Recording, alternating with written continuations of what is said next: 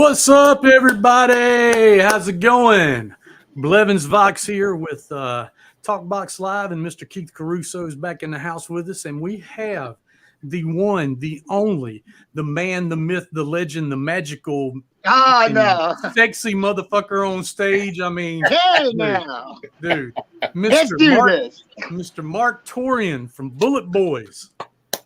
Hello, how you doing? Doing good, Mark. How you doing? What's going on? Oh man, saludos. Just living the dream. Trying to anyway. Got a lot of questions for you. First, I want to start out with, I saw you back in 86-ish, 7-ish, some shit in the Jackson Coliseum, in Jackson, Mississippi. That would definitely be. That would not. I'm sorry to interrupt you, but that definitely would be probably in 88. 88. Okay, I knew it was somewhere around there. So yeah, I can't remember. Definitely. It's been too damn long. I can't remember. That's okay. But, no worries. Was that the Cinderella Bullet Boys and Winger show by chance, Chris? It was Winger and Bullet Boys, but I don't think Cinderella was with them. I may have just been the two. Okay. I can't remember who else, but I know Winger and Bullet Boys, but I can't remember. I was in the Navy at the time, and me and my buddies had 14th row center stage to see you in Cali, because we were stationed up in the Bay Area, and our fucking ship got orders, and we had to pull out. And we had to sell the bitches. Oh man, that was the only chance that I would have gotten to see you back in the day. Yeah. Oh wow, man! Dude, we were so bummed, man. But military duty calls, man. Man, I feel you, brother, and thank you for your service. Thank you. On top of that, but thank you so much. Thank you. But that was Cinderella was the headliner, and it was them and Winger. Yes. That's why I was asking you if it was that tour. Yeah, I think it might have been, but you know how sometimes some bands was an 88. A one-off. Yeah, some like the headliner would do a one-off, or maybe somebody else would join on, and then somebody, it's been going that way for a long time. But anyway, I got to see the man when in the heyday. Oh, that's awesome! Hitting that damn, the beginning of Smooth Up in You, and fucking just, Dude, that video, that song hit, man. That was. Because I'm a huge Van Halen fan, and for me, it was like, holy shit. Like, holy shit. Man. It was kind of like that for us, though, too, because we were so long. It was like, holy shit. We're really doing this out here? And yeah, thank you for saying that, because, we bring and brought the party, and that's what that was our, our politics have always been rock and roll, baby, and that's our thing. To bring love and party to the masses, exactly. and to those of us that are the underdogs, and those of us that are from the island of the misfit toys, and that's what this band's all about, for real, for real. I tell you, that was not to cut you off, Chris. But that was the main reason that I was so stoked about going to that show, because I had seen Winger when they came around earlier. They had opened up for the Scorpions, and I seen Cinderella when they were opening up for Bon Jovi in '86. Right, and I was so stoked. Me and my buddies, like I said, we were so stoked when Smooth Up came out. It was like, fuck yeah, this is going to be killer. And man, what a letdown when, like I said, we had to sell the tickets because we couldn't go. And I was so bummed. Yeah, but you've seen them a few times since then, so that's good. Yeah, I have. Yeah, that's good. Yeah. Been very fortunate, thank God. Yes.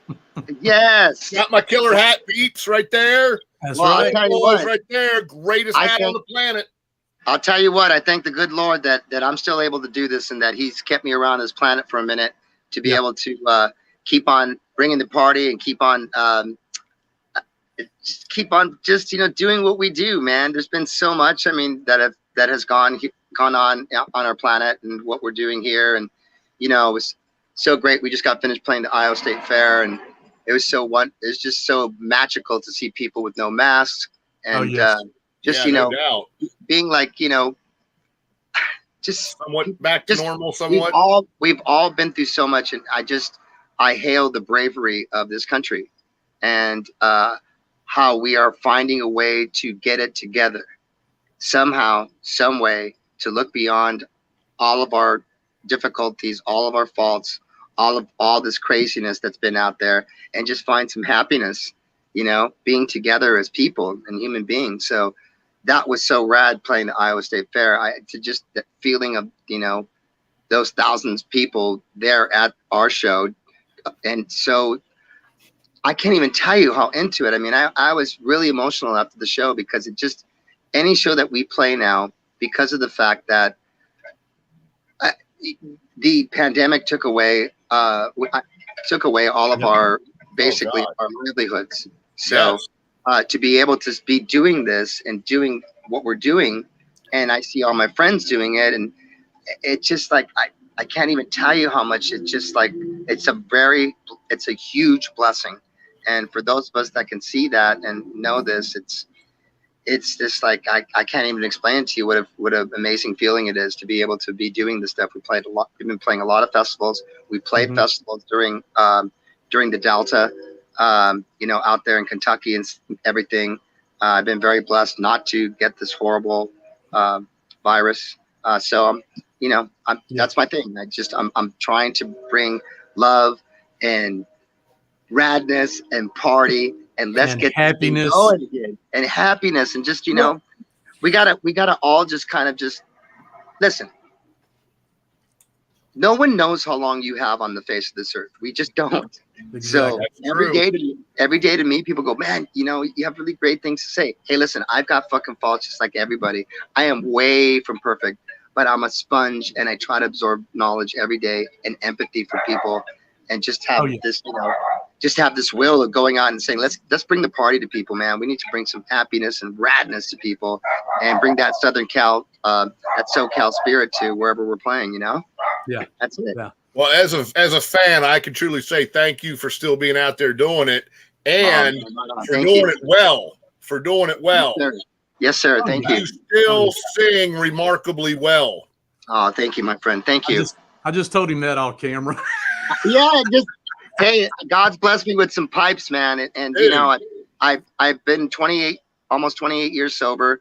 That's and, awesome. Awesome. And you know, for all intents and purposes, I think it really saved my voice. I love performing. I'm definitely a performer. I grew up in a performing family, so it's my business, and it's not something that the business chose me. I don't think I chose the business, because it's a hard business, man. And I'm just very fortunate that we're still able to draw crowds, and that people want to come and see me perform. So I'm very extremely thankful to everybody for that. I love you all so hard. Well, good. Hurry up and get your ass back to Ohio then. I'll do it. Yes, sir. Well, actually, you just played Beaver Dam in Kentucky. Yeah, I know, but I wasn't able to get check this out. So I wanted to be there, and I couldn't. Man, that was so. It was ridiculously packed. The coolest thing. First of all, shout out to Kip Winger. I love you, Kip Winger. I love that man so hard, man. He's such an angel in a sea of darkness for me. He's been pulling a lot of strings behind the scenes, and I want to thank him from my heart. Not to be emotional, but he's just man, I can't even tell you. So he brought me up on stage at Beaver Dam, right? And before I got up on stage, one of the stagehands comes up to me, real sweetheart, and he goes, "Hey, man, the crowd loves you. You want to know how to get them really going?" And I said, "What?" He goes, "What you do is you go, O-H-I, and the crowd will go, oh, right?" Oh, shit. Dude, right when we finished the song, I did that, and it was so loud, it just blew me back. It was so rad. So I have a special part in my heart, special place in my heart for Ohio, for really. Absolutely. I'm surprised they fucking finished it and you didn't hear crickets, because so many people hate Ohio, you know. I was just like, whoa, because I didn't know. I've never done that before. So I was like, let's check it out. Yeah. Well, a couple of things I do want to say here real quick before we dive into some of the music stuff. But, you know, one thing I can say about you is I've met you. I met you a couple of times, but the first time I met you was after I did my interview with you a few years ago. And we met at the show he was talking about here at Bogart's. Okay. Yeah, and all that stuff. And dude, you grabbed me and gave me the biggest hug. It was like you had known me forever. You know, you're one of the most raddest fucking guys. Oh, You're muted again. he can't hear you. Thank you. There we God bless you, man. Thank you so much, man. I don't know. My phone just keeps on doing that. I'm not even touching it, but that's okay. Okay. Yeah. We'll Yeah, that's what I'm supposed to do, y'all. Hey. Oh, I know. But you know what? It was, I mean, that not only that was cool. I mean, that was one of my, highest points in the lifetime, but, and meeting anybody that I've looked up to. Thank you. But that was cool, and one thing I can say about you is even though everybody's got bad days, everybody doesn't, you got those days you just don't want to meet people and you don't want to take pictures and you don't want to do this and that. And that's fine. That's understandable. Some people don't understand it. Some do. But I don't think I've ever seen you on a video or live in person or anything and you've not had a smile on your face. Oh, thank you, man. I mean, grinning from ear to ear. It's always. I think a smile. I think a smile brings a million loves. Well, it's infectious. Yeah. Yeah, man. I mean, fucking. Listen, even if inside. Listen, when I wake up, I've been through so much in my personal life as of late. The past, I think we all have, but I've been through some pretty crazy things. Yeah. My heart's been just shattered, but I wake up every day and I super glue my heart together, and I have a lot of faith. And I think that I'm just joyous to the fact that I'm able to do what I'm doing. I'm alive. I'm in great physical shape, thank God. I'm able to sing and write music and to do this for a living, and not have to 9 to 5 it or do other things. It's I don't know, man. I'm just extremely thankful for that. And and just I work very hard in staying in shape, and there's so many opportunities that are coming up right now. I never want to let anybody down in my performances on stage, and that's something that from the past of being signed with Motown Records, the great Motown Records, Warner Brothers Records, the not to name drop, but the amazing, magical people that have been in and out of my life as mentors. They always told me that you come to this point in your career where you're going to have to reinvent yourself. You're going to be older, and just know that you're going to have to be in shape. You got to get out there. You got to push and push and push as much as you can. Write. Don't ever stop writing. And then all of a sudden, magical things happening. So they're happening right now. I love that you said that. That will segue us into the new song, Holy Fuck. By the way. But everybody's been hollering at me and telling me, dude, it's the feel good hit of the summer, man. It's my summer jam. And I'm like, dude, that is so rad, because that's what we want. It's a banger. We wanted to do something that was just like, that isn't cookie cutter. Well, there's no MTV anymore, so you can get away with that. You know what I'm saying? Oh, yeah. You can get away with that. Just like Stryper being Stryper, and they came out with Goddamn the Devil or whatever, Right. That was, people just went, oh, he can't say that. He's a Christian. No, he can say that. He's not saying it to God. He's saying it to the devil, Goddamn you son of a bitch. But, whatever. But, yeah, holy fuck is acceptable, man. Well, the word F-U-C-K or fuck is used like when someone says food now.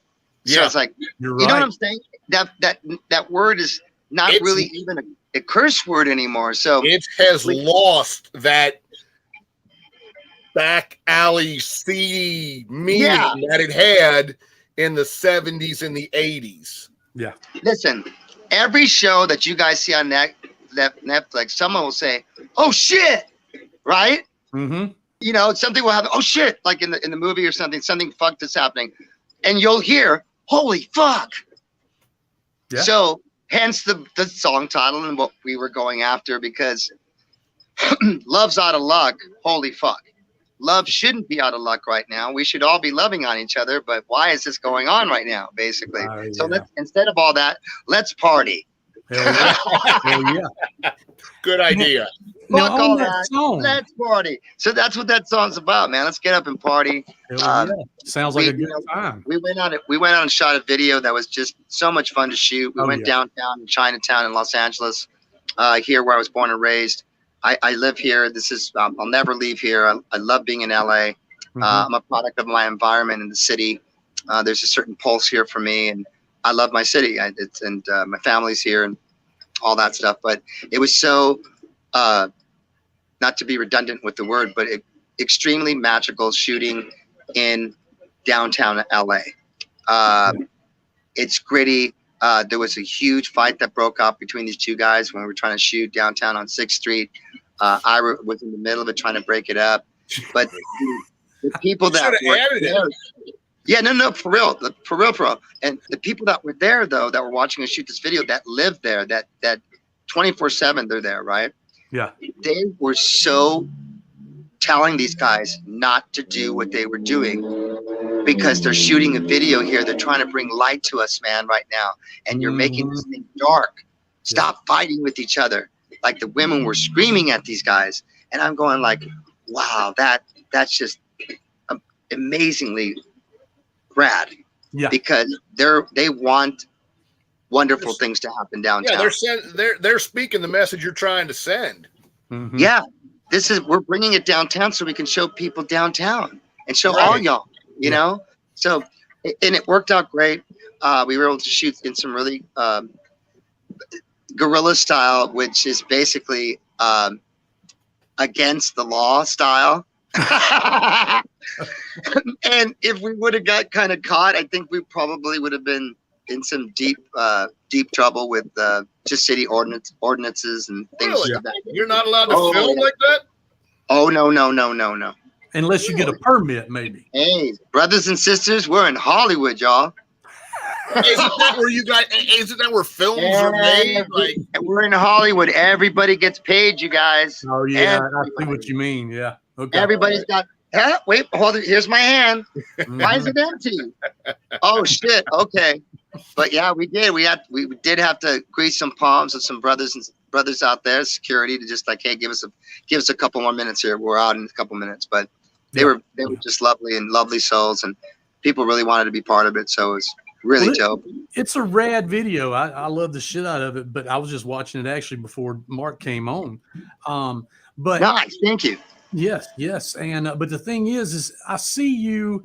I watch a lot of your lives. I've been watching your lives from TikTok. I mean, not TikTok, but from Instagram and Facebook. For IG, yes. You don't do a lot on Facebook anymore, but IG. You know, I'm going to start because people have really been hammering me about it. Please come on. The other night. Yeah, we did. Yeah, we did. It was rad. We had such a good time. But you know, one of the videos I saw of you, and I did not know this about you, that you were from, you know, the oh God, I can't remember the exact area, but the bridge and the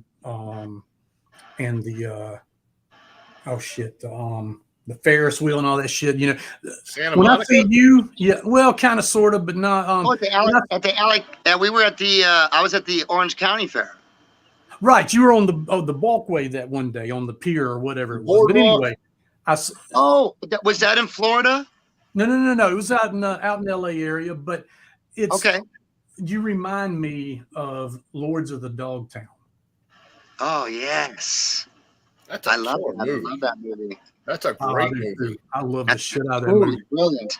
Yes, it is. Thank you. Well, I did grow up skating and skateboarding and surfing here in LA. That's what I'm saying. That's what, you know, I learned that about you, and that's where I was kind of connecting the two and everything, you know. So you know what's crazy, you guys, is that there's one thing why I don't do a lot of podcasts, and I'm not going like live constantly. I have a really weird thing about that. I don't want to be, hey, look at me, hey, what's going on, everybody? You know, I'm just like, and that's our society now. I try to keep a little bit of just me for me, you know. All the greats that I've loved, like David Bowie and Marvin Gaye, Iggy Pop. Oh yeah. You know, like the list goes on and on. They always had a bit of mysteriousness to their persona. So sometimes if I feel like I'm constantly going on and going on, that's just not You're me. losing that, yeah. I'm kind of like not that, you know. So Mhm. when I do come on, I like to like at least be really honest, and I don't like to keep on coming on for people. Well, I don't know. you do short I'm kind of videos. weird like that. I'm Yeah. sorry. No, it's not weird at all, though, man. No, you do Not at short all. lives anyway. Your lives aren't that long, so it's not like you're all about me, and all that shit. Yeah, I just see that every day, and I'm like, oh gosh, man, you know, because I know people want to post and they want to bring up their whatever, but to me, I want to come on when people least expect it, say, hey, what's going on, Right. you know, or if I'm feeling something at the time, you know, I wear my emotions on my heart on my sleeve most of the time and most of my life, so I'm not the toughest that can take people's criticism and hate very well. So it does affect me, and I have to go away for a little while to not to cry about it, but just to get my emotions in check and exactly. why some people are just that don't know me are saying these awful things about me, and it hurts. It hurts not only me, but it hurts my family too. You know, my mother's still alive, and I lost my father to COVID last year, and Sorry to hear that. Sorry about that. Oh, thank you guys. He was a brilliant man. I'm sure that we all know as men that our fathers, we always had a little tug and pull with our fathers, you know, naturally. Oh yeah. But toward the end of his life, when I was talking to him on the phone in the hospital, I promised him things that I would do. And I've always went against the grain of my father. Yes. And that's how I became who I am. What I did. And my father grew up, my father was an amazing musician, a trombonist, played with Stan Kenton's orchestra, played with many different ones, was a side guy for Frank Sinatra's orchestra. Cool. And so he was a big band man then. He was just this amazing cat. And so when he passed away, there was a lot of things that we had a chat with, and I promised him, you know, things that I would do. Come here, hold on, you guys. Come here, Bucky. Come on, buddy. Come on. Good boy. Had to let my dog out. Hold on, guys. You're good, man. You're good. But yeah, man. So that was one of the things I promised him was to just keep on going, keep on rocking. Yeah. You know, get out there. Don't listen to anybody. I didn't raise a quitter. That's what he told me. Yeah. Do those things. You got to go out there. You know, I'm probably not going to make it, but please don't give up. So I promised him I wouldn't, because after his death, I was like, you guys, I don't know if I can keep on doing this, man. You know, I missed a lot of my younger days, and missed a lot of family time because me chasing the dream and me chasing this band and me not quitting this band. By the way, I've never quit this band ever. And then seeing my father pass away was just like, man, do I still want to do this? And then, you know, I made a promise to him, and I promised to do it. So now I'm going at it harder than I've ever gone at it. And just to be able to leave a legacy for him and for my family and for my sons and what have you, you know. Sweet, man. Sweet. I'm sorry. I get a little bit too long-winded, so I apologize. No. That's what this podcast is about. And I'd rather listen to you talk than Blevins. Yeah. I've been doing it for 5 years, and off and on a little here and there. And that's what this has always been about, is an open conversation with musicians, not question answer. No. Bullshit. We want everybody to feel comfortable and learn about the musician themselves. We talked about that not that long ago, as a matter of fact, about the format of this show being different than other people, where they go in with a list of questions. You wrote this song in chord such and such and blah, blah, blah. Nobody wants to hear that technical bullshit. Some do, but most don't. No, but right. Okay. Some do, but most don't. I want to know who Marq Torien is. Exactly. And I'll tell you, and on that subject, I didn't know you played the fucking guitar like you do. Oh, dude. Yes, I do. Oh, have you always played? Yes. Oh yes, I've always played. I Because- didn't know for years that you actually played. I saw you doing a live one night on Instagram, and you broke out this Strat looking guitar that was like green and had a bunch of stickers and shit on it or something. And you sat there and played some fucking Eddie Van Halen shit and some of your own shit. And I was just like, holy shit. Well, that's what I'm saying. The first time I just saw learned you, that you played most of all the lead shit on the first fucking album. exactly. I'm like, wait a minute, hold on. He's the singer. What's he doing with the guitar in his hand? Oh, he's doing Ice Cream Man. I get it. He's gonna strum 3 or 4 chords and you know, like David Lee Roth or some shit. And all of a sudden he just rips into this. I'm like, whoa, hold on. Is this shit even plugged in? Wait a minute, hold on. Where did this shit come from? And it blew me away, dude, because I didn't know. Yes, no, I played guitar. I played guitar my whole life since I'm 7 years old. I was a lead guitar player and guitarist. My career before I dumped the guitar and just started being a front man. Well, that was going to be my question, because Chris saw you back in the day, but I didn't. So back in the day, you didn't play anything. I think you might have played. You didn't play just like 1 or 2 songs. No, I might have played acoustic guitar. I played congas on "Hang On St. Christopher," which, by the way, is my favorite Bullet Boy song. Love that song. God, the guys didn't really want me playing guitar. I don't know why, but I don't even want to get into it. But I do play guitar. I've been playing guitar my whole life, and my big thing was I wanted to be the best, raddest guitar player in LA. I was the guitarist for Rat. Steven brought me in. Yes, you played with Rat. I played with Ozzy Osbourne for a bit when I was young. I was chosen to be part of the band. It didn't work out because I was too young. But I've done a lot of stuff. I was asked to come and audition for Kiss and play guitar in that band. Yeah, really? Yeah.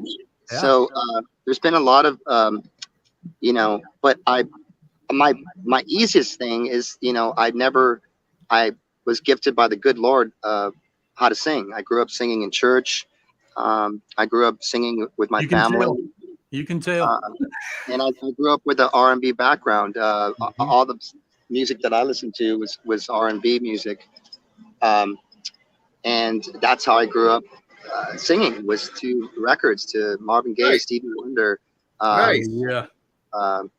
Soulful stuff. Yes. I'm sorry, Gladys Knight. Freaking Creedence Clearwater Revival. I mean, John Fogerty's got one of the most soulful voices on the planet. So I didn't really grow up like with I wasn't a full metal guy. So there I was with that, but I also grew up with a punk rock background, because where I grew up in Montebello, I grew up going to punk rock parties. I grew up going to the punk rock clubs. Well, that's kind of SoCal area, isn't it?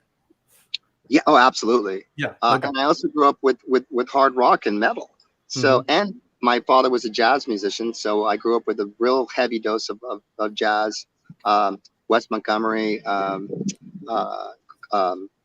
Miles Davis, Tito Puente, a lot of Latin jazz stuff. So I'm like all over the board, but that's really helped me create music that has a certain sound to it. So it doesn't sound like everybody else. And my voice, it's good. Yeah, it's good to have that diversity, so you're not pigeonholed into one thing. Well, it gives you a different twist on things. You get a different flavor to add to that. Cutter. Exactly. Right. Exactly. Now, going with that right there, we leave from that, and to be honest, the guys, I don't know who all you got in the band. I know Ira Black, but I know Ira from his background and stuff. He's more metal, and I'm not sure who the other 2 guys are, but they look like they're into metal. And at first I was like, how's this going to work? Because Mark's got soul. He's, he can sing blues if he wanted to. He can, there's all kind of things. How's this gonna sound? And, listening to the song a few times, it's like, it's cool as shit, man. It's brought it is a new sound, but who had more, was the influence you not influence you, but I mean, were you the big writer, or did Ira have a lot of, working on that song, or how'd that work out? Well, we both did. He sent me a riff that sent me the song, and I loved it. Mm-hmm. And I wanted to put something to it that was really different. There's a lot of homogenized rock and roll that's on the radio right now, and I'm not really down with it. I like to do stuff that's a little bit awkward and a little bit more spooky and a little bit more punk rock. Mm-hmm. And I think we achieved that with Holy Fuck. Yeah. And we definitely did You that. just like saying that, don't you? Oh yeah, he does. You know what? My thing isn't being, using curse words all the time, whatever. But man, it's just so rad when you get to say that in the song, and you get to sing it, and the crowd just goes nuts, and they love it. And no, listen, it works great. Ira's an amazing guitarist. He can play everything. He grew up playing blues. He grew up everything playing. Me and him, you have no idea the music that we're going to unleash on y'all, because it's just amazing. It's just rad stuff that people are so excited about hearing right now, and especially when they hear our demos of the stuff, they're like, "You guys are out of control. This is great." Yeah. So we're bringing it with a little bit more edge also too. If that's answering your question, I feel that there should be a little edge right now because we're living in edgy times. Okay. And if you can bring a little bit of edge to it, and you're for real with your emotions, I think and you're able to get that out and accomplish that, I think that's a big thing. Everybody loves the band. If you haven't seen us, please come and see us, because you will get worked. This band's very physical. It brings Freddie and Brad bring a new essence of radness to this band, and not tiredness, but they bring a sense of urgency to the songs, and they really bring up these songs in a really amazing way. And me and Ira throwing down guitar is just stupid. Yeah, it's like having Pat Travers and Pat Thrall on guitar back in the heyday. and y'all better look out too, because I've been hitting up the band to get a version of Boom Boom out called The Lights. So you better look out for that, because Pat Travers is one of my heroes, bro. I love Pat Travers. Love that. Oh, yeah. Hey, real quick, I got a guy on here. Hey, Adam, how's it going? This is Adam Bumgardner, and he wanted to know. We had answered this a while ago, but he said, didn't he play with Rat for a bit? Now, was that Rat or was that Mickey Rat? No, that was Rat. It was Rat. Okay, I wasn't sure if it was the first version of Rat, or if it was Rat. So okay, cool. No, it was Rat. It was right before they signed to do their EP. I was working with Steven and myself, Robin Crosby and Steven. I came up with their first hit song called "Do You Think You're Tough." Oh, no shit. Hell yeah. Killer. I love that EP, man. Walking the Dog is just fucking, God, I love that version. So anyway. There's a big, long story behind the whole thing, but shout out to Stephen Piercy. That's my guy. I love him. He can do no wrong by me. He's one of my mentors and brought me into his band. And I'll always be a Rat, That's awesome. I'm Rat alumni. Damn right. Hell yeah. Hell yeah. Now, it's a big honor to be. And let me tell you something. Hold on, please. Okay. It's a big honor to me to be Rat alumni. Trust me, it really is. Yes. Yeah. Well, Rat's always been one of my favorite bands from the damn hit day. After hit, y'all. Hit after out of hit. the filler came out. So hit after hit after hit. Well, yeah. I tell you what, that last record they put out, Infestation, with the green cover on it. That was a good album. Yeah. Holy shit, that blew me away. That to me should have been the follow-up to Reach for the Sky in '88. I mean, that was right there. Yeah. Oh yeah, it was good stuff. Awesome. Good stuff. Love that album. But yeah, so that Rat, let's see, hold on a second. Hello, that's okay. Now, like I was saying at first before I went to the question, the talked to Mark offline a couple minutes before we started, and I'd asked you about an album, and you said maybe a double LP thing might surface Yes. out around, the end of this year, first of next year. So that's fucking rad. Now I know things aren't yet, can't say anything, but would that be on just CD, or is that going to go to vinyl? Because vinyl's getting back big again, for some people. No, we are signed with the record label right now for the single that we did, and Okay. the record company is called Rock Avenue Records. So we are definitely a signed act right now, and I don't know what's ahead of us for the future, but we will definitely not be releasing it on some label, definitely. Okay. But we're working really hard on it right now, so that's what's up. You guys got any questions for me or anything else? Let's see here. No, not are we really. taking questions from folks, or we are, but only one person is. I guess I should say that we got a few people watching. But okay. Yeah, if anybody's got any questions for Marq, ask away. Yeah, please. From his days back in the back with the long blonde hair to his nowadays black hair. Yeah, it's just brown. That's all. Or brown, but anyway, it looks black in this. I got a lot of hair, man. Thank goodness. Yeah. Unfortunately, I something I don't have to worry about. But you know what? One of my favorite songs. Yeah, one of my favorite songs is "D Evil." Did you? I'm sorry. Oh, yeah, that's fine. One of my favorite songs by y'all is "D Evil." Oh, thank you, man. Yeah. That song that motherfucker makes you move, man. And hell yeah. In the video, the way you're fucking moving too just makes. I can't dance. I can't move, but damn it to hell, if I could, hey man, that song's all about. That song's all about the dance, getting dancing, and people getting dance. Moving, dancing, and getting shaken. Yeah, definitely. Yeah, no doubt. That's all about. Well, so yeah, now you got any shows coming up soon? Well, we got some shows coming up in September. I don't have my schedule, but just follow us everywhere. On all of our social media, it's all up there. Okay. I'm kind of shooting from the hip right now. Hey, where am I going? Oh, here. Okay, that's cool. Now over here, that's good.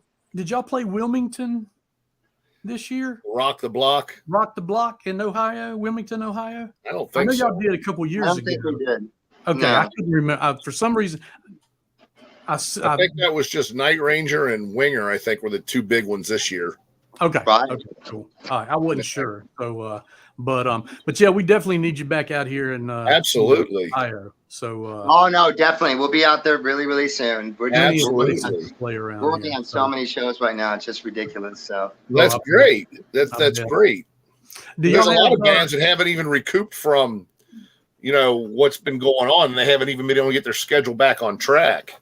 Yeah. No, yeah. I know. It's just been pretty crazy right now, but everything's moving forward, and we're just keeping a positive vibe, and this is it. We got to keep on going, man. Got to keep on rocking. Yeah.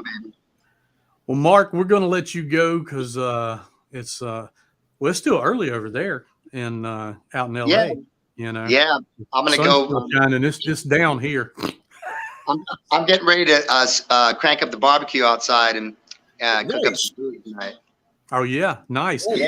And you just moved. Was it last year or is it 2020? No, I'm. Yeah, it was. I thought you moved into a house over. Yeah, I did. Okay. I did. Yeah. Okay. All right. Very cool. Cool. All right, then. Well, we're gonna let you get off here. Let you, be pretty for all the ladies later on today. So you guys are awesome. Hey, thank you so much for having me. I really appreciate you guys, and thank you for being so rad. Hold on, somebody's here. It says other than Piercy that he mentioned, were they any standout bands or musicians that really took a role in the LA scene when you were there? I guess what he's asking is besides Rat, any other bands? A mentor role. Yeah. Oh my gosh. Yeah, Steven, absolutely. One of my main mentors that really brought me into this business was a gentleman, an amazing guy by the name of Greg Jefferia, who was the sure. keyboard Right. player For Angel. For Angel. Yeah. Yeah. He really brought me into the biz. I met him in my high school band. We were rehearsing at this place in the Valley, and Angel was rehearsing there. Missing Persons, Carmine Appice, Tim Bogart, and Eddie Van Halen had this trio that they were rehearsing there. And here's this lowly fucking backyard party band that I had, and we're doing our thing. And one day he just came into our rehearsal room with Punky Meadows and Barry Brandt, and it freaked us out. And we're playing whatever we were playing, and they go, "Man, we've been listening to you next door. Who's singing? Are you singing?" And he's like, "Yeah." He goes, "Man, your voice is incredible. Your guitar playing's wow. I mean, how old are you guys?" It's like, "Yeah, we're 17, 16, whatever." And we just struck up a really amazing friendship. And he just took me under his wing and just showed me a lot of everything. In Hollywood, it opened up many, many doors for me. I mean, That's he awesome. he would literally, like when we were playing the Troubadour in that band, which was called Torien. We'd play all kinds of we'd playing backyard parties through Pasadena, Rolling Heights, Montebello, inner cities. We were everywhere, right? We were just packing places, covers, couple originals, but yeah, he would bring. Well, we would play the Troubadour on like off nights, and he would bring Paul Stanley, Gene Simmons would come and be sitting with my mom at the Troubadour watching me play. He brought Rick Derringer. He brought Rick Derringer to his show. There was so many people that he introduced me to, and then people were just like, "Wow, this guy, who is this kid? You know, he's really talented." So I was really, really fortunate to be around a lot of great artists that he would bring in, and he really helped me to get into a lot of different things. In fact, he was the guy that liaisoned me with Ozzy and Sharon to play with Ozzy Osbourne. Awesome. Nice. Yeah. You know, it's funny you mentioned him. I was just listening to Angel yesterday. Their Live Without a Net CD. Oh yes. But Wow. I just watched a movie the other night. It was on Turner Classic called Foxes with Jodie Foster and Cherry Curry. Yeah. And they had a scene in there where they went to the show because Jodie Foster's dad worked for the band, and they had a scene in the show where they went to a concert that Angel was playing, and they had him on stage there in the movie and shit. Can I just tell you something real quick? That is so rad, but I have to, before I forget this, you just said one of my heroes' names, Cherie Curry. I got to meet her about a month ago, and she was the sweetest, most awesomest. That's not even a word. I'm sorry. Most awesome. It's allowed. The most awesome rocker and punk rocker. One of my heroes that I met, and dude, she was just so lovely and so amazing. So I just shout out to Cherie Curry. I just loved meeting her, and awesome. I would definitely just, ever needs me, I'm here. But just wanted to break in. Nice. And you know what? I want to say, really would like to say this too. I don't get to talk about this much because, like I was telling you earlier, I've had a really diverse career, and it's a little crazy, like sharing it. But here goes one thing. But I was very fortunate to I sang one of the title tracks to the Rocky IV motion picture back in the day when I was young, and I got to hang face to face and chill out with Sylvester Stallone. And the person who wrote the song was called The Sweetest Victory. And by the way, my point of the story is Sylvester Stallone just did a director's cut. I think it was about 3 or 4 months, where he went in and put my song back in the movie at the end of the song. So hence, real quick story about it. Hell yeah. I was living in Marina Del Rey by the beach in California here. And I was hanging out with a really close friend of mine. His name was Jeremy. Very, very wealthy cat. May he rest in peace. He passed away a couple years ago. But he introduced me to a guy by the name of Dwayne Hitchings, who played in Cactus. And Dwayne lived across the channel in Marina Del Rey right up the road from us. And he happened to meet Jeremy, and Jeremy said, "Hey, listen, I got this guy who can sing that song that you just played me." And he goes, "You do? He can come and sing the song." He goes, "I'm writing the song for Rocky Four motion picture." So here I go. He takes me and I meet Dwayne. I go in there and sing the song. They love my voice. So that's how I got the gig. And then the guy who wrote the song with Dwayne was a gentleman by the name of Jay Cooker. Jay Cooker is married to Lorna Luft, who is one of Judy Garland's daughters. Oh, wow. Lorna Luft and Liza Minnelli are sisters. So the time when I was working with that project and with these beautiful people, I got to hang with Lorna Luft and Liza Minnelli. And they're the most beautiful women that I've ever, and smartest, taught me so much that you have no idea, right? Really? But I was very fortunate to be around greatness when I was very, very young. Hey, so I never get a chance to talk degrees about right here, 6 degrees with Marq Torien. Yeah, no shit. Is Kevin Bacon in there anywhere? So I never get to talk about something like that. But, you know, those two beautiful women really taught me a lot about the inner workings of Hollywood in the music business. And how old were you when that was going on? Rocky I was probably about 19, 20. Okay. So doing that track. But it was just like this is the first time I actually talked about those two that I can remember. So I actually saw, I was looking for Lorna and I found her IG site. So I just followed her the other day, and I just want to thank her. She was just I was in a real strange position. I mean, dude, I went and recorded this stuff up in Bearsville, at Todd Rundgren's studio, and worked with some amazing musicians. Jimmy Iovine was the producer of the song. The drummer from Simple Minds was the drummer that played on the track. And I was completely, for all intents and purposes, really out of my league at the time, you know? Mm-hmm. And it was very scary, and I was really emotional. And one day I was sitting there, I wasn't singing very well, and someone came up and talked to me. I wasn't really looking. I turned around and it's Chrissie Hynde. Wow. Awesome. So I've had all these really moments of these blessed with greatness, like that I've been around. And I think that's really one of the reasons why I still do what I do. And the talks that people like that I was very lucky that they had with me when I was nobody, just whatever, just a singer in the biz, you know, this young guy. Yeah. Well, you know what I hear and I want to see, everybody else is fucking doing it.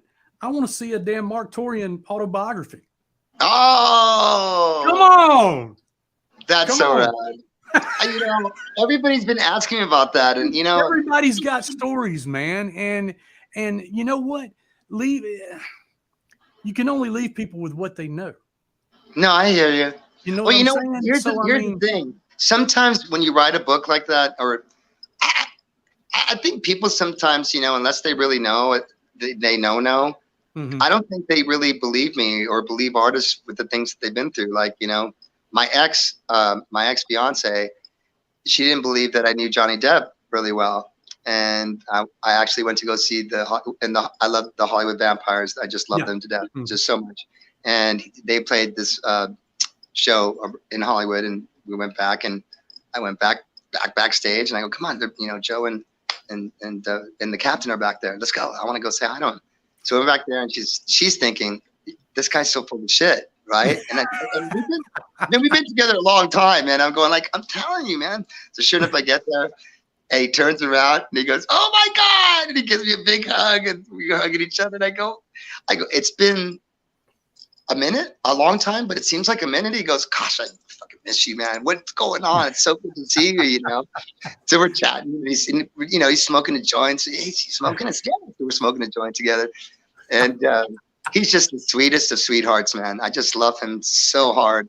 That's so down to earth. And that's what I'm saying, man. People need to hear stuff. They need to see and hear. I mean, we see and hear what all these people are doing, and which is why we don't do a scripted show, Chris. Oh, I know. Yeah, that's what I'm saying.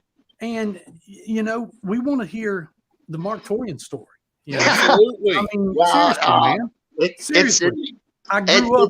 I was born in 1970. I'm 52 now, and I grew up during when the 70s and 80s were the fucking heyday, and it's the greatest time of my damn life. And I only knew so much back then, and a lot of things you knew back then was bullshit because it was all I hear you. PR stuff, whatever you want to call it, and I want to hear the real stories. You know what I mean? Right. So yeah, and you're a hell of a singer, man. You fucking play the shit out of a damn guitar. Yeah, I was You're just a badass fucking band. I'm ready for some new music. More music. Man. Yeah.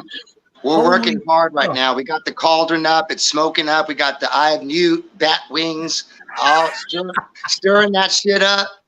Getting ready to unleash some badass, magical, beautiful stuff on people, man. For real. That's killer. Man. That's awesome. Well, I'm looking forward to hearing that. I can't wait till you guys hear it. And we're working on a different version of the song Holy Fuck, a different type of video, but we won't get into it right now. But you guys, it's going to be really rad. You're going to love it. Hell yeah, man. Hell sweet. Man, definitely. And you know what? Keep that smile on your face, man. I wish I could do that. Thanks, man. I try to, but sometimes I got, somebody says something and I just go, fuck. Well, I'll tell you what.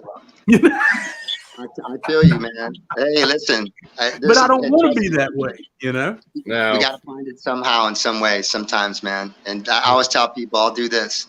You pray for me, I'll pray for you. Hell yeah. That's how we I like that. I will. I like that. Yeah. Hell yeah. That's how we get there, y'all. Oh yeah. I like that. It just takes a little faith, just a little faith. That's it. Right. Damn right. You need to write a song like that. No shit. Because a little faith can turn into a lot very quickly. That's right. See, there's your new song, man. Go with it. Oh yeah. No shit, man. It's gonna be uplifting. This next record, man. There's some songs in there that are really gonna. I mean, listen, there's so many beautiful artists right now, but I think people are going to really be in party mode and be really, really be ingratiated to this new stuff. And I want to thank everybody too for being so open-armed and welcoming the new fellows to the band. They're amazing cats. They're amazing people in their own right, and just such loving souls, and just fantastic, badass musicians. And they have hearts of gold. So thanks for giving us a chance. Everybody's been coming out, and I really, really appreciate it. I don't like to look into the rearview mirror, because you start living in it. I like to look forward, right straight ahead. So that's how I live my life. Cool. Hell yeah, man. Well, we're gonna let you get off of here, but thank you so much for joining on tonight. I mean, no, thank you for having me. Y'all are so badass. Thank you for being so loving. And I have really been looking forward to this, man. Really looking forward to this. It's been my pleasure. He told me about the new tune last night. I watched the video 3 times, man. Loved it. Yeah, real. I did. I loved it, man. It was killer. And crank that shit up really loud and get your neighbors pissed off. That's what we want. There you go. Well, absolutely, man. Absolutely. All right. But yeah, thanks for doing it, man, because I appreciate it. Yeah. Appreciate you, Mark. And you have a good rest of your evening, and hope to see you soon, man. Yes. Hey, absolutely. Come up when we're in Ohio. You guys are my guests. I just say this to everybody out there: stay blessed, stay healthy, and stay frosty, y'all. I need a new picture, because last time I got a picture with you, I was about 285, and now I'm 210. Nice. Damn. Hell yeah, bro. So, there you go. That's what I'm talking about. Good for you. Good for you. I need a new picture of my slender me. Real quick, everybody always asks me, how do you stay in the shape that you stay? Here, one simple thing. It's complicated, but here's one simple thing. The Vince Neil diet. Do not eat fast food. I do not eat fast food. I know. Don't eat it. I know. It's not the best for you. Let's just put it that way. It's so easy though. After a hard day. You know what? I challenge anybody out there. Don't eat fast food for 10 days and you watch your weight go down like that. You'll feel better. You'll have more energy. Watch. It's just something that, that I do. Mind cooking as long as I don't have to clean up after myself. I'm a sloppy cooker. I throw shit everywhere. He's like the Swedish chef. Listen, what you do is you crank up them tunes and you get that barbecue out with some good charcoal and get that mesquite wood going. Get that smell going. chop up some good chicken, put that up there, what have you, whatever you want to do, put that up there, get some that good Louisiana shrimp, put it up in there with some nice all kinds of butter and some hot sauce up in there. Well, yeah, if I'm that's ever what I'm in talking about. Cali, damn it, I'm coming to your No house for a shit, barbecue. you're cooking. I can cook. I can definitely cook. Well, I tell you what, I do want to say thank you for staying in shape and keeping your vocals where they are. Oh, hell yeah. No Because there's a problem. lot of guys Thank from you. that era, era. my era, your era, man. that as much as I love them, sound like shit these days. And I tell you something, and I'm gonna say it. Me and Blevins had talked about it. This whole debacle with Motley Crue and Leopard and Poison and all that. The biggest reason I didn't want to go to that whole thing is because I can't see spending that kind of money to watch Vince Neil go out there and hold the microphone out for me to sing to him. Yeah, but you know what? Do it. You know what? The way I look at it now is it's just like a new band on the rise. No matter if they're, I mean, because they're going to get better. But you see somebody young and one of their first shows and they're struggling and this and that and the other. And a lot of people talk shit about them and make fun of them and stuff. Dude, they're doing what they want to do with their life. And I fucking commend that, you know? Vince is out there doing the same thing. I know he doesn't want to give it up, and it's not just him, it's others. So then take care of yourself is my point. Yeah, I know. When you're an entertainer, you have listen, and I can say it because I got some weight. When you're an entertainer, okay, your job is to entertain. I don't want to see you out there huffing and puffing on the oxygen tank in between each 3-4 lines. And I'm not saying that in a negative way. I'm saying take care of yourself so you can entertain me for years to come. I want to put the money in your pocket. But, you know, they're out there. They've been doing it for years, and they don't want to give fine. it up. But this guy right here is doing it, and he's doing it right. And I want to put money in his pocket because he's going to bring the show that I want to see. But not everybody's got the mindset that he does. Thank you so much. And I understand the topic. I don't really want to get into No, that's fine. But I will say this. I appreciate what you two are saying. But here's the thing, and please hear me on this. We have not walked in Vince's shoes. No. We don't know what, because I love Vince with all my heart. I know him very, very well.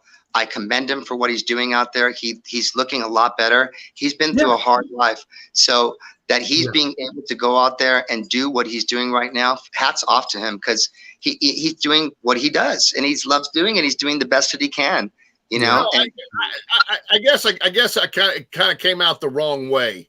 You were a little harsh on that, but you know, hey. Well, because I'm a big guy, and it's hard to do it.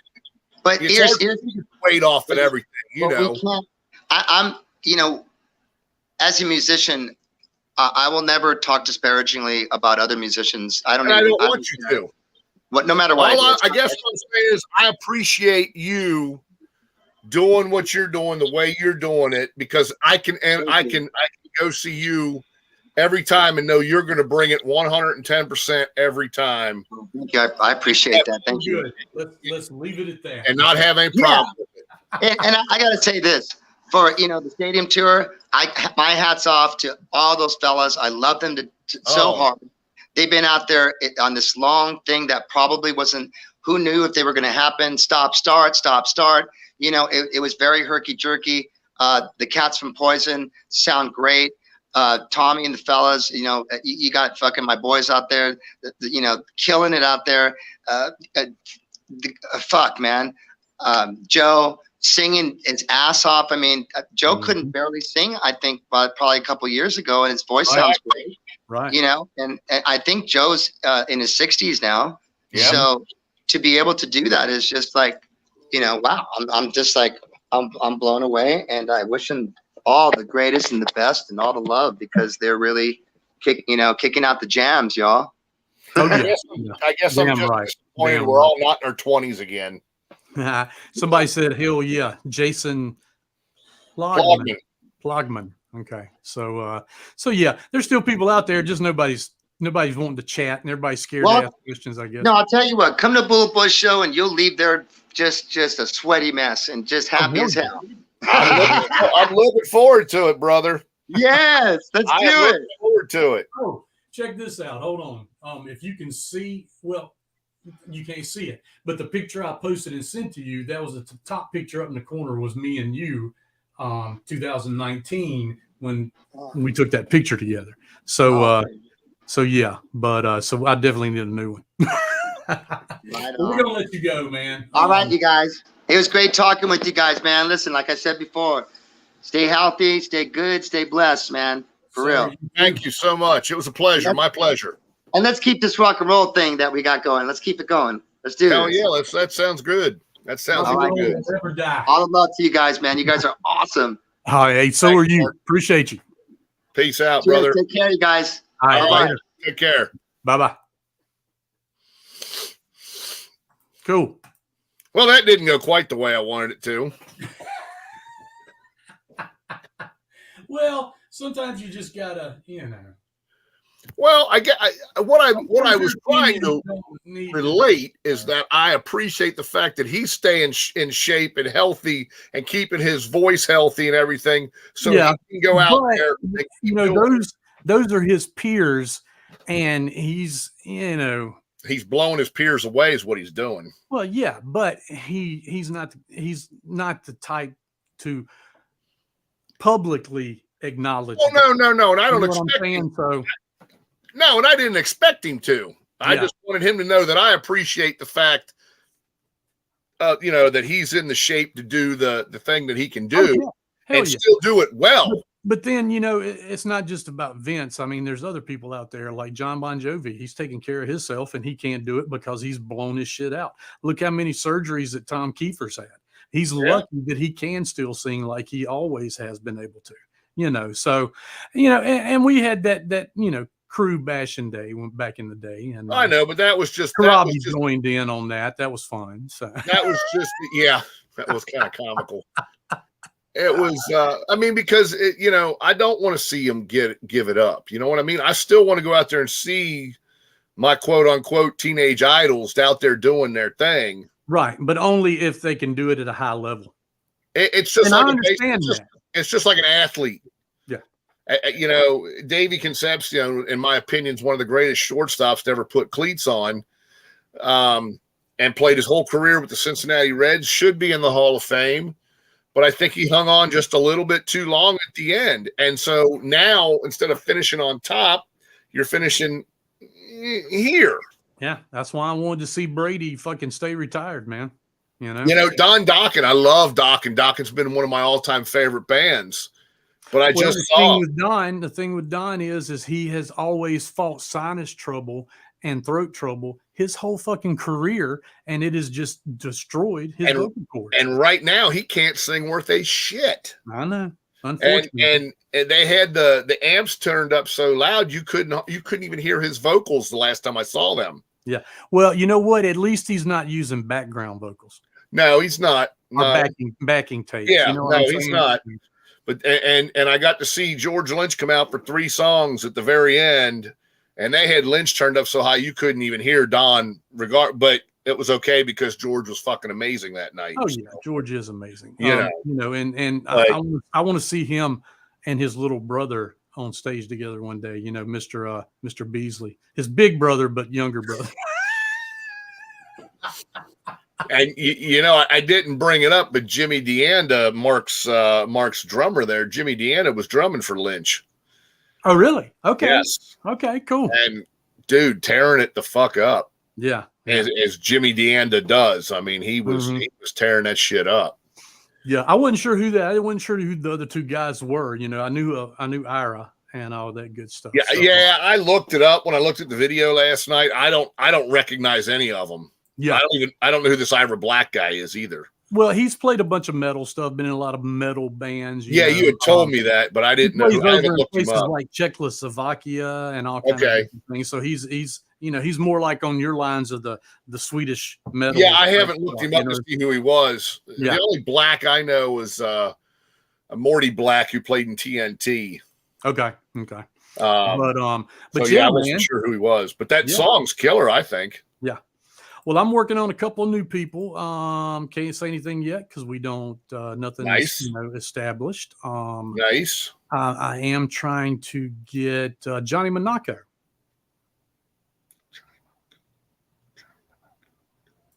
Who?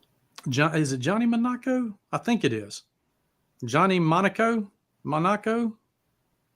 I may be wrong on that. But anyway, so With I don't know. He's played with a few bands. I can't remember. Look his name up. I'm going to Johnny Monaco. He's on my Facebook page. hold on. I don't know if he's played with anybody big or not, but he's I see a lot of his stuff and everything. There's trying to get Karabi, but he stays so damn busy you can't get his. He's always doing something. Yeah, I can't get him cornered for shit, but I will for long, and because I definitely want to talk to him about his book and all that good stuff. Of course, my band Voodoo 13, we're busy in the studio getting the new album ready. We're going to release a single in November, one in December, and release the album in 1st of February. So that ought to be cool, or ought to be great. And it actually is going to be great, kick ass. It's a lot different from our other stuff. It's not we were turning a new leaf a couple years ago and writing heavier stuff. This is actually a little bit lighter, more southern rockish type stuff. But so yeah, that's going to be coming out pretty soon. We're going to be selling vinyl on that as well as CDs. We're going to be a new T-shirt for that. Can't release the name of the album yet, but it's very cool. Has something to do with the South and all that good stuff. And I'm going to be going to some shows around here. I know I'm going to be going to see Mr. John Karabi and Richie Kotzen. That's going to be a hell of a damn show. Actually, this Saturday night, Richie Kotzen is in Harrison, Ohio at the Blue Note. Yeah. And Friday night at JD Legends over in Franklin, Ohio is going to be Kicks and Resist and Bite. And if you don't know who Resist and Bite is, it's Nathan Utz on vocals, who is used to be with Blondes was his band, but he was with George Lynch. Yeah, Mitch Bob. I can't fucking talk. Lynch Mob. And of course, Mr. Tommy Skia from the band Tesla. So one of the founding members of that band. And so he's in a new band called Resist and Bite, and they got some really killer tunes. Good shit, man. They're awesome live. Michael Stokes plays guitar. Brian Powell's on bass. Nathan plays a little guitar here and there, and David Parks on drums. So he's a local boy. David Parks is a local Kentucky boy. Actually Northern Kentucky, and he plays with another band called League of Something Gentlemen. What is that? Yeah, League of It's not Extraordinary, is it? No, damn it. God, but anyway, they're opening for a big band. Is ZZ Top, isn't it? ZZ Top. Yes. That's pretty fucking rad. So which I did not know they were even still touring anymore since Dusty Hill died. Oh hell yeah, man. They got a new bass player playing. Really? Yeah, I think it was Dusty's old bass tech. Oh really? Yeah, he's playing. So they're still kids. They just, they had a little tour earlier the year after Dusty passed, Okay. So yeah, man, really cool stuff. And then let's see who else. Somebody's playing. Oh, Blacktop Mojo is going to be at the Riverfront Live. Somebody asked me, who was that? Was that you? No. Somebody asked me today why Blackberry Smoke was fucking playing at the Riverfront Live, and I was like, no, I think you got that mixed up. That's probably River Bend. They are playing there. No shit, they are. Dude, I've seen them play in big. They played last year at fucking Riverbend or PNC. I think maybe because my friend Jason, who was on here a minute ago, asked me about going to that show. Okay. But it's the same night as Dangerous Gentlemen, League of Dangerous Gentlemen. League of Dangerous Gentlemen. Yes, sir. Thank you. Yes. Anyway, it's the same night that I will be seeing Sabaton and Epica down here at the Icon Center in October. Jay Brady. Yeah. Okay. Yeah. Yeah. A lot of cool fucking shows, man. And I've been so busy with my shit that I hadn't even put them on my calendar. As a matter of fact, Well, I can tell you some of what I've got. So we got the Kick show you mentioned, the Richie Kotzen you mentioned, Karabi and Kotzen. Well, that one I don't have written down. Just played here this past Monday night at Andrew J. Brady. Who?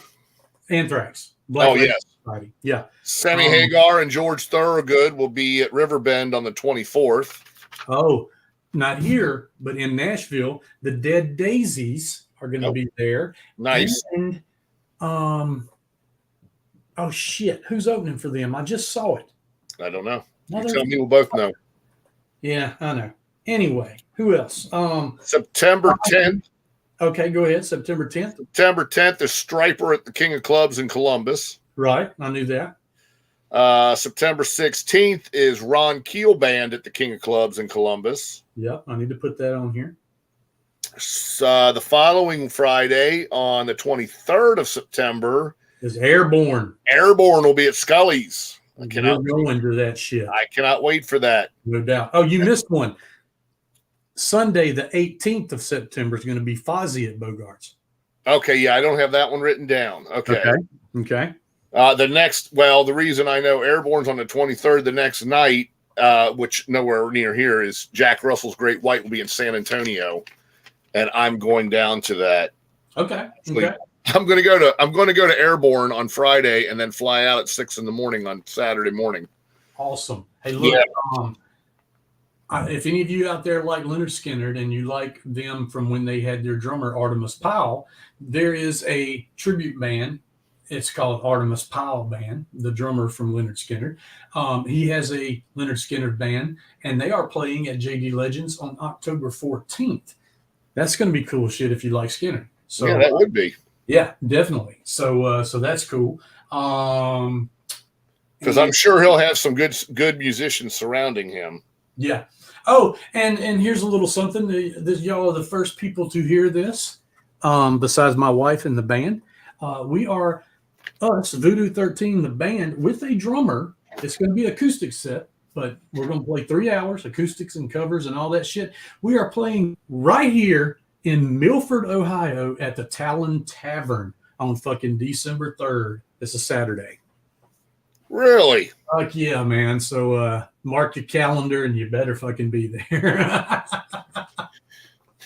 Okay. December 3rd. Hell yeah. So that's going to be rad. Oh, and something you don't see every fucking day. You hadn't seen in a long time. They haven't toured in a while. And this is on September.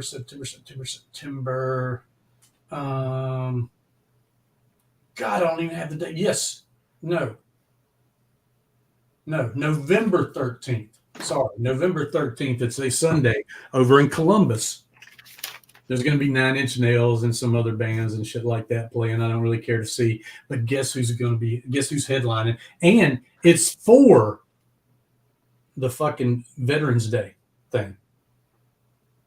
Because Veterans Day is on Friday the 11th. Right, the 11th. This is on Sunday, and it's a benefit for the military wives and the military and all that kind of shit. The headliner is James Gang, fucking Joe Walsh. Oh, yeah, I heard something about that. And guess who else is going to be there? And he's probably going to be playing the drums with them, maybe on a couple songs. Mr. Dave Grohl from the Foo Fighters. So I'm definitely going to that shit. Me and the band. The band are coming up, and we're all going because we're all huge James Gang fans. That would be interesting. The rest of it you lost me on. Yeah. On the 12th, the night before, though, in Columbus at the King of Clubs is the Last in Line show. Oh, okay. With Resist and Bite. Oh, yeah. Okay. I knew that. I don't have that on my calendar. They're coming. Marking shit. So Last in Line's coming back, and Resist and Bite's going to be playing with them, and they're going to be playing the King of Clubs. So that's going to be a good show. Yeah. Yeah. Because Last in Line's always fun to watch. Mm-hmm. Mm-hmm. I mean, so everybody write this stuff down. If not, get on these bands that you like. Get on their Facebook page. Go to their events and write this shit down, man. They're playing anywhere and everywhere, all over.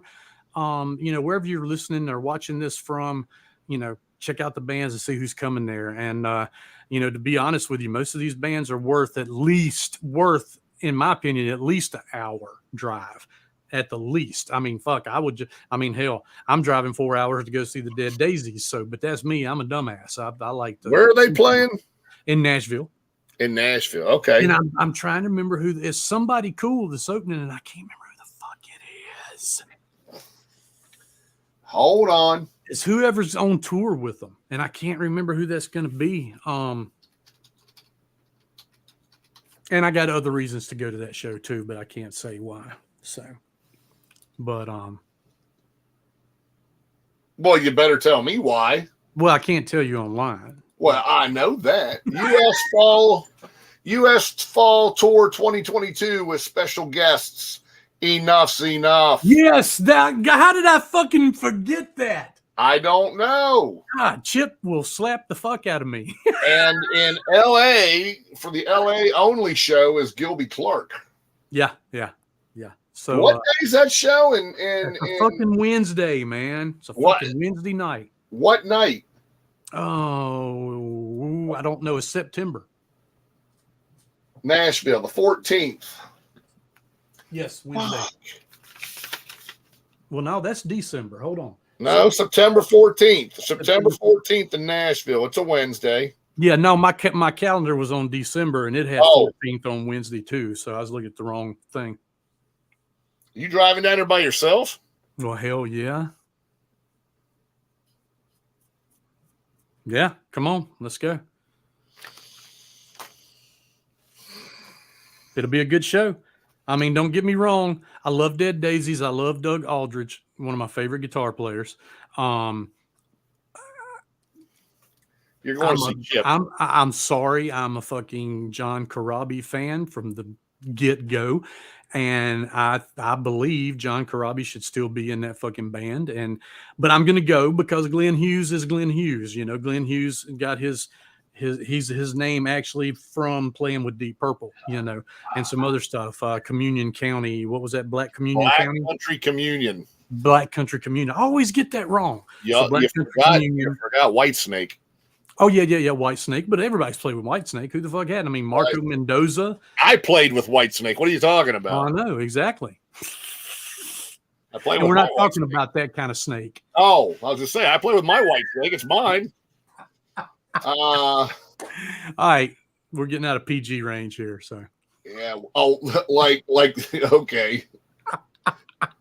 Yeah. But anyway, so everybody, we're going to get off of here, and not sure we won't be back next week unless somebody pops up real quick. But here in the next couple of weeks, we should be back on Wednesday nights. That's when we always do them, and unless it's a special night. And so y'all just keep up with all your favorite bands, all your favorite musicians. Keep up with us. We're always posting stuff, no matter if it's about music and this and that and the other. And we will tell you who all's coming to play around here and the shows you need to go see.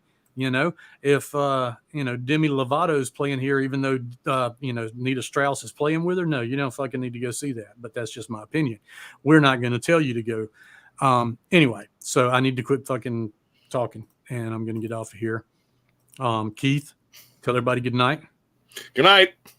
Later, peeps. We'll see ya. See ya.